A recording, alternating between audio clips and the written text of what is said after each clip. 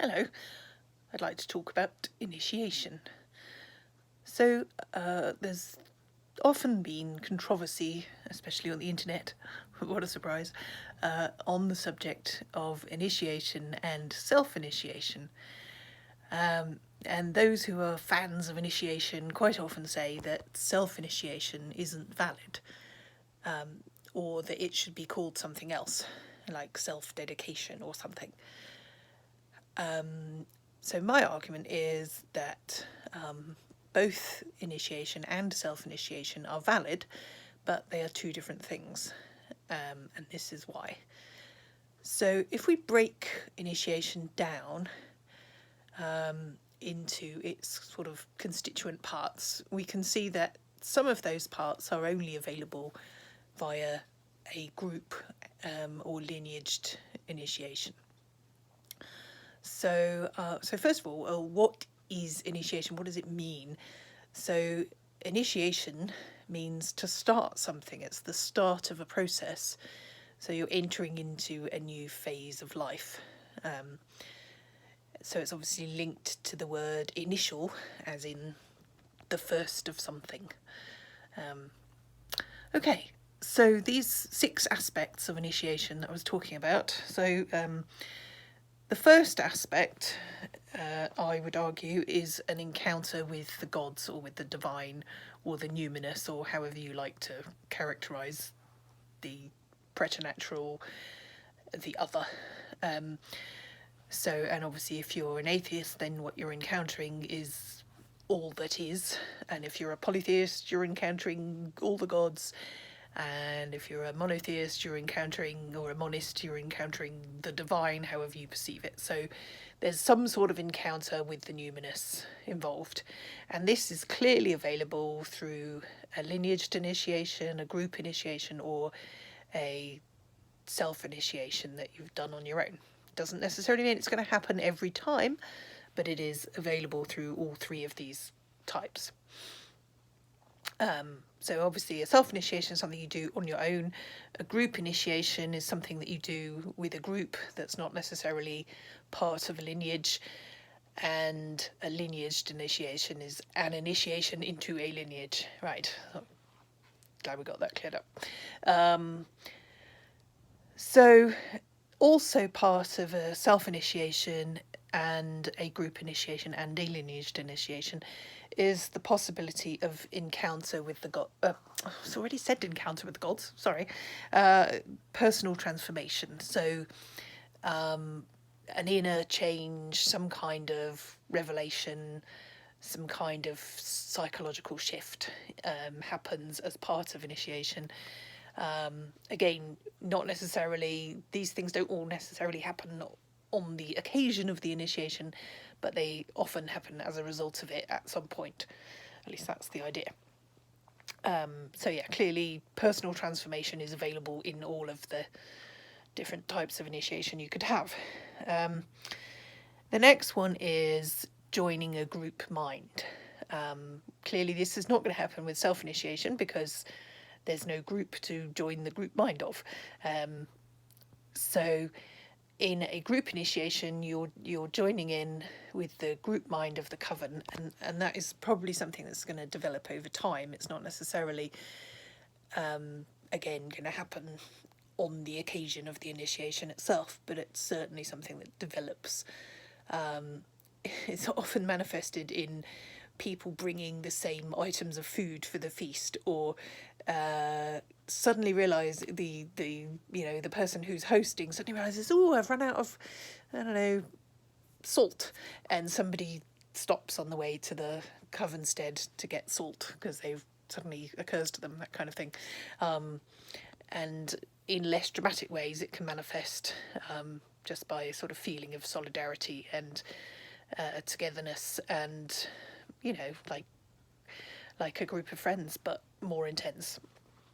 And yeah, so that group mind is only available clearly from a lineaged initiation or from a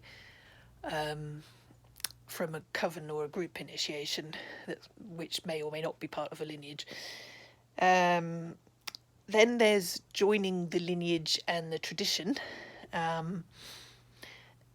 and clearly that's only going to be available if you've been initiated into a lineage or a tradition. So the egregor, there can be an egregor, an occult term meaning from the crowd.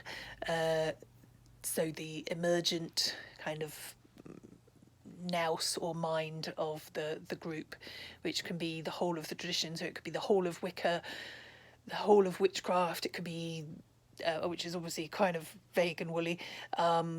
Even the whole of Wicca is vague and woolly these days. Or it could be the whole of the Gardnerian tradition. It could be the whole of the specific lineage into which you've been initiated, or just, you know, a group of covens that are very close together. But anyway, that lineage tradition egregor is something you can only get through a lineaged initiation, obviously. Then we have the transmission of Apariton. I'm not sure if that's how you pronounce it, because it's ancient Greek and I don't speak ancient Greek, but what it means is that which cannot be spoken. So it's an encounter with the mysteries,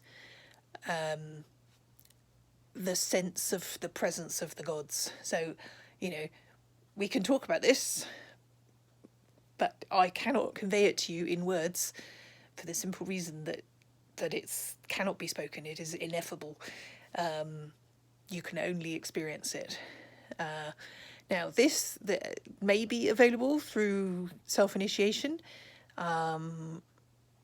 as a general thing. It was a part of the encounter with the gods.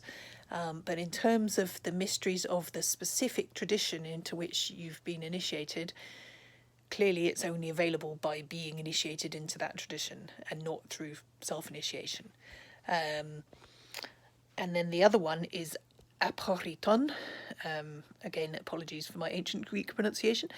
And Apariton means that which must not be spoken. And so those are the things that we don't say because we've sworn an oath not to utter them. And the idea is that the Apariton, the must not be spoken, is a protective fence or hedge around the things that cannot be spoken. And clearly the things that cannot be spoken are very, very sacred, and so the things which must not be spoken act as a protective container for the things which cannot be spoken. Why would we want to protect them? Because they are very deeply felt and very sacred, and you don't want people who don't get it trampling all over them. Simple as that. So I hope you can see from this short talk that there is a difference between self-initiation and initiation. There's nothing wrong with self-initiation. It's a perfectly valid practice, but it clearly is not going to gain you entry into a lineaged tradition. So please don't be offended if you've done a self-initiation and then you decide to join a lineaged group or even a non-lineaged group and they say they want to initiate you and you go, but I've done a self-initiation. Well, I hope now you can see that they're different things and that it's perfectly valid for an initiatory lineaged group to say, we need to initiate you. Because they are two very different things, and you're being initiated into the lineage and the tradition and the group and the egregor of the group. And the idea is that part of the idea of the lineage tradition is that everybody goes through the same initiation as everyone else. So that's one of the things that makes it a cohesive tradition. So you might be wondering, what are the criteria for initiation? And these can vary from one group to another. But most people do adhere to the year and a day rule, which is that you wait for a year and a day to get to, well, you spend a year and a day getting to know someone before you initiate them. And this is good because it prevents, it makes disasters less likely. It's not to say that everyone's had one of those initiations, one of those initiates that they've gone, why did I initiate that person again? But it gets you time to get to know the person and make sure that they are a decent human being who you actually want in your coven. This is important because coven life is very, it's very emotional, it's very intense, and you don't want to be working with someone that you just can't work with.